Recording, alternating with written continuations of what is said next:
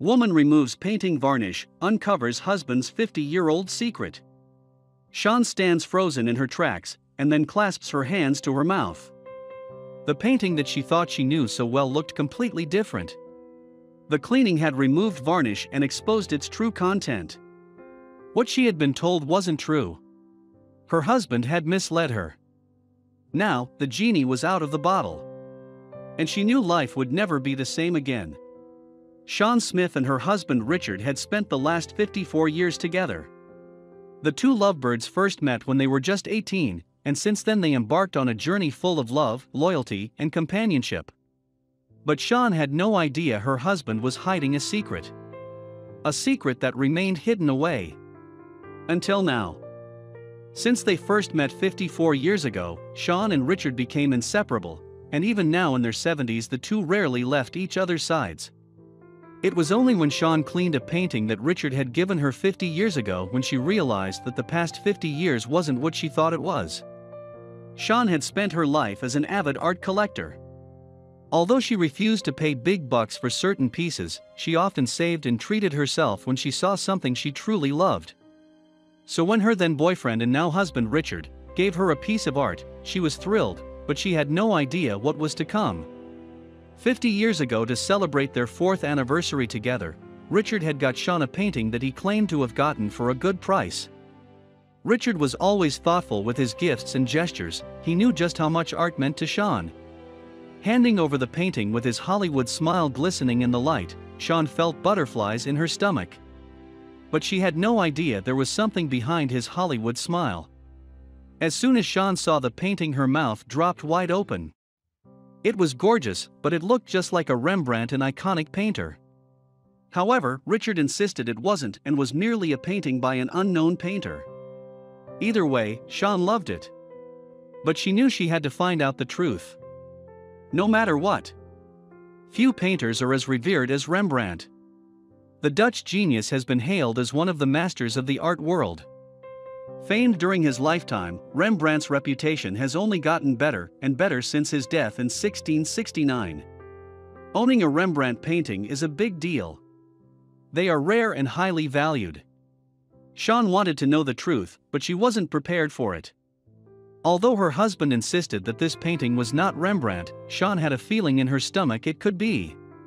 After all, she had been surrounding herself with art for all of her life. Something was telling her to find out more, but her husband thought it was nonsense. The painting, titled Portrait of a Young Lady, looked like a typical Rembrandt work. It had all the hallmarks of his back catalog. Or so it seemed. Sean's husband told her that he sent it off to Holland for an examination. And when they responded, Sean was completely surprised. Her husband said an official assessment from Rembrandt experts in Holland found that the painting wasn't actually a Rembrandt at all. Sean felt devastated. She truly did think it was genuine. This wasn't an original painting by the Dutch master, so who was it by? Ultimately, Sean never found out the truth until now. Decades had passed since Sean received her Rembrandt painting, which was deemed illegitimate. It was a beautiful painting no matter the hand it was created by. It hung in her living space for years and years. And through all these years, Sean did wonder if she would ever know who made this painting. All she had were theories. And decades after, the truth was about to be revealed. It was not uncommon for masters of the great Dutch art era to take on protégés. Many of the best depended on mentors to take them under their wings and show them the ropes. Rembrandt wanted to pass on his knowledge and thus took on assistants. But there was also another theory that Sean had. And it was a theory that left the hairs on the back of her neck stand up straight. When Sean was told by her husband that her painting was a fake, she was devastated. But Sean could see the sadness in the painting. She could tell whoever had painted the piece of art had some serious anger and violence pent up inside of them, just waiting to explode. In fact, as soon as she saw it, she felt a shiver run up her spine. But then a thought came to her: did the person who painted this piece of art have a dark history? Michelangelo Caravaggio was one of the great Italian painters of the Baroque movement. But he wasn't just that. He had ended someone's life.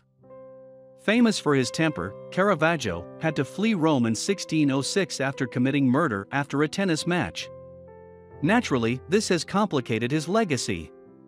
Could his art still be proudly sold? Sean was conflicted. And she was conflicted for 50 years until one day she took a closer look at this painting. 50 years after receiving the painting, Sean was cleaning her house while her husband was out grocery shopping. As she swept the floor, she glanced over at the painting. It sure did fill her with happiness every time she saw it. But then suddenly, a sparkle glistened on the painting, and Shan's curiosity shot up. She walked closer to the painting, not knowing what she was about to uncover. Straight away Sean started to remove layers of varnish, and with each layer removed the painting seemed to reveal its true identity. By the end, all she could do was gasp. The painting looked so different from 50 years ago. She had tears in her eyes. Picking up her phone, she called her husband. "I knew it, you didn't believe me." You see, when Sean was removing the varnish, she deduced that somebody had poured it on to create a mirrored surface. However, it obscured the original brushwork and color of this artwork. After undoing that damage, Sean concluded that the last 50 years had been a lie. The true artist was Rembrandt. Her husband had lied to her. But now she had to prove it. When the media were notified about this story, there was only one person they wanted to speak to, and that was Sean. It was her keen eye that allowed Sean to spot the mistake. But interviewers kept coming back to the same question over and over again. How did 50 years pass before somebody corrected this error? It's hard to know why it took so long for Sean to spot the error. Her husband insisted he didn't know it was genuine. There's a lesson here: always get a second opinion. One such mistake ended up costing a woman over £160,000 of her own money. Lynn Fuss had spotted the William Nicholson painting Still Life of a Glass Jug and Pears and fell in love with it. However, there was no way she was going to spend hundreds of thousands of pounds unless she was sure it was real. The first clue was to examine a string of mysterious numbers and letters on the back. Using ultraviolet techniques, the authenticator eventually discovered they were train departures that coordinated with when the British painter was alive and working. The second clue was more important to Fuss. It was the physical paints on the canvas. And for this particular artist, they still had samples from Nicholson's paint box. That was enough for Fuss, not to mention the art community. Since the paints were a match, it had to be real. The art enthusiast shelled out over £160,000 and carefully took it back home to enjoy. Things seemed fine until she made the huge mistake of appearing on television. The British television show, Fake or Fortune, was an amazing and free opportunity for Fuss to have her painting's worth properly evaluated. After all, there could be a chance to sell it in the future. The show's main authenticator, Patricia Reed, took a close look and frowned. It was a bad sign.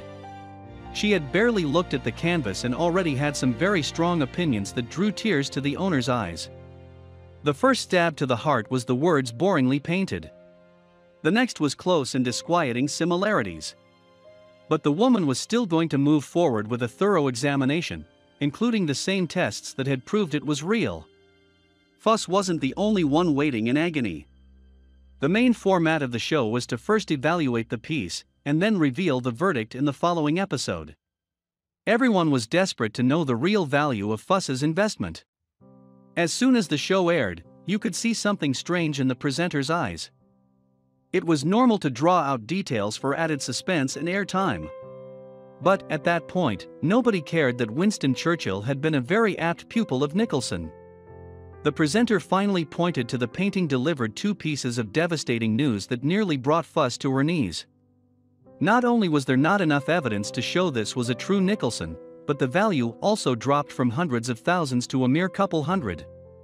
Everyone watching felt the same stab of disappointment and loss, but none more than the owner. An unexpected twist is that Reed became somewhat of a villain.